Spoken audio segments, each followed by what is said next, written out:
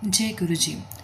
संगत जी, बहुत से लोगों का ये सवाल है कि क्या रोज़ रोज़ हमें गुरु जी के आगे भोग लगाना चाहिए या नहीं, या रोज़ रोज़ हमें धूप दिखाना चाहिए कि नहीं, दिया जलाना चाहिए कि नहीं, या हम अगर नहीं भोग लगाएंगे तो क्या हमारी जो पूजा है, जो हम अरदास कर रहे हैं, क्या वो पूरी होगी या नहीं।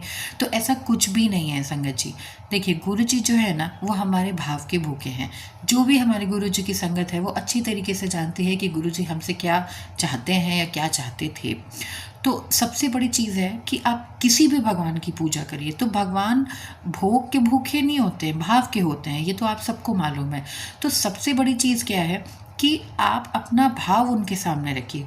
फॉर एग्ज़ाम्पल, आपने बहुत अच्छे से बहुत 3-4 तरीके के व्यंजन बनाए और उसको गुरु जी के सामने रखा और आपने अरदास की, सब कुछ किया, लेकिन आप जब पूजा कर रहे हैं तो भी आपका ध्यान इधर उधर भटक रहा है, या मन में कुछ और चीज़ें चल रही हैं, या आप वहाँ पे पूजा करके आए और फिर उसके बाद से आप निंदा, चुगली एंड बहुत ज़्यादा, मतलब आपका ध्यान दुनियावी चीज़ों में बहुत ज़्यादा है।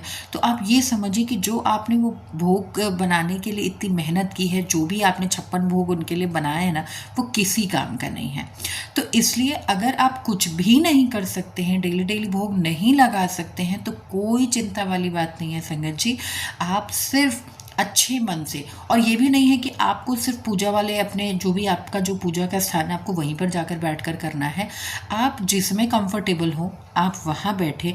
एक देखिए, हम पूजा के कमरे में जाकर पूजा करना क्यों ज़रूरी समझते हैं, क्योंकि वो एक जगह है, वहाँ पे एक पॉजिटिव वाइब्स होती हैं, एक एनर्जी होती है। तो इसलिए कहा जाता है कि आप कोशिश करिए कि आपका जहाँ पे पूजा का स्थान है या जहाँ पे आपने अपने गुरु का स्वरूप रखा है, आप वहाँ पे जाकर पूजा करें। क्यों? क्योंकि वहाँ की जो एक वाइब होती है ना, पॉजिटिव एनर्जी होती है, उससे हम बहुत अच्छे से कनेक्ट होते हैं और हम बहुत प्योर हो जाते हैं पूजा करते वक्त। इसलिए ऐसा कहा जाता है।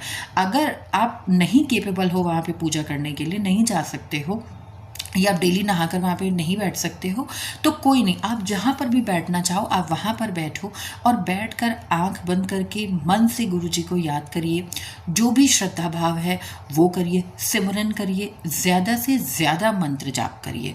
मंत्र आप सब जानते हैं गुरु जी का क्या है, ओम नमः शिवाय शिव जी सदा सहाय, ओम नमः शिवाय गुरु जी सदा सहाय। तो इस मंत्र को आप जितनी ज़्यादा बार बोलते रहेंगे उतना ही ज़्यादा सोचिए सिमरन आपका बढ़ता रहेगा। और हर चीज़ में शुक्राना करें। मान लीजिए अगर आपने आधे घंटे भी उनका नाम लिया ना, तो उसके लिए भी शुक्राना कीजिए कि शुक्राना गुरु महाराज कि आपने मेरे ऊपर ये दाद बख्शी कि मैंने कम से कम आधे घंटे इस बुरे पापी शरीर से, इस मुंह से आपका नाम लिया, आपका सिमरन किया। मैं बहुत भाग्यशाली हूँ कि आपने मुझे इस लायक समझा और मेरे मुंह से आपका नाम निकल रहा है। तो ये हमारे लिए बहुत भाग्य की बात है। हम बहुत धन्य हैं कि हमारे ऐसे गुरुजी मिले हैं जिनका हम हर टाइम सिमरन करते रहते हैं। तो सबसे बड़ी चीज़ है कि भोग की यहाँ कोई प्रॉब्लम वाली बात नहीं है। आप भोग नहीं भी लगाएंगे कोई फ़र्क नहीं पड़ता है। बस आप भाव से, एक प्यार से, दिल से उनको याद करके उनका सिमरन कीजिए। हर चीज़ में शुक्राना कीजिए। पानी पीजिए तो शुक्राना कीजिए। आप उठ रहे हैं, बैठ रहे हैं, चल रहे हैं, फिर रहे हैं, सांस ले रहे हैं, अपने घर में हंस बोल रहे हैं अपने परिवार के साथ, बाहर सामाजिक आपका रिश्ता बहुत अच्छा है, पारिवारिक आपका रिश्ता बहुत अच्छा है। आपके काम, ऐसा नहीं है कि परेशानियाँ आपके लाइफ में नहीं है, परेशानियाँ हैं, लेकिन अगर उन परेशानी में भी आप सब्र के साथ और विश्वास के साथ बैठे हैं तो यकीन मानिए संगत जी, वो परेशानियां फट से ख़त्म हो जाती हैं।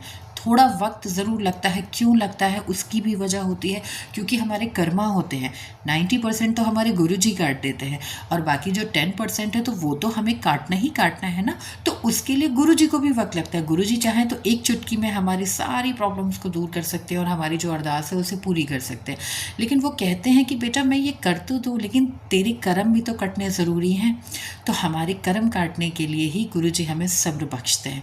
तो इसलिए जब भी सिमरन करें तो आप ज़्यादा से ज़्यादा उनसे सब्र मांगिए और हर हाल में सब्र मांगिए। आप खुशी का जीवन व्यतीत करें तो सब्र मांगिए, आप दुख भरा जीवन व्यतीत कर रहे हैं तो सब्र मांगिए। तो ये ज़्यादा इम्पॉर्टेंट है, सिमरन एंड शुक्राना। भोग it's not a very important thing कि नहीं हमको भोग लगाना ही लगाना है। और आज हमने मान लीजिए 2-4 दिन आपने चाय प्रसाद का भोग लगाया, खाने का भोग लगाया, जो भी लगा, और फिर आपने उसके 2-3 दिन बाद से नहीं लगाया, तो ऐसा नहीं कह रहे मैंने 2-3 दिन लगाया और आज नहीं लगाया, गुरुजी नाराज़ हो गए। तो गुरुजी इन सब से नाराज़ नहीं होते हैं। गुरुजी हमारे भाव से नाराज़ होते हैं, या जो उन्होंने हमारे लिए जो रास्ता बनाया है या जिस रास्ते पर वो हमें चलाना चाहते हैं, अगर उस पर हम नहीं चलते हैं, उनके बनाए जो भी जो उनका एक उद्देश्य था हम लोगों के लिए, अगर हम उस उद्देश्य को पूरा करने के लिए आगे नहीं बढ़ते हैं, वहाँ पर मेहनत नहीं करते हैं, तो गुरुजी तब नाराज़ होते हैं। निंदा चुगली करना या खाली बैठे हैं हम फालतू में किसी की बुराई किए जा रहे हैं, नहीं, हमें अपने आप को कंट्रोल में करना है, कंट्रोल करते रहना। और ये कैसे आता है? ये मैजिक नहीं होता है। जब आप जितना ज़्यादा सिमरन करेंगे ना, जितना ज़्यादा शुक्राना करेंगे, यकीन मानिए संगत जी, आप धीरे धीरे इन सारी चीज़ों से दूर होते चले जाएंगे। तो इसलिए भोग लगाना मैटर नहीं करता है। भोग आप लगाएं तो बहुत अच्छी बात है, नहीं आप डेली लगा पा रहे हैं कोई बात नहीं है, लेकिन आप ज़्यादा से ज़्यादा सिमरन करिए, शुक्राना करिए, वही मेरे गुरु का सबसे बड़ा भोग है।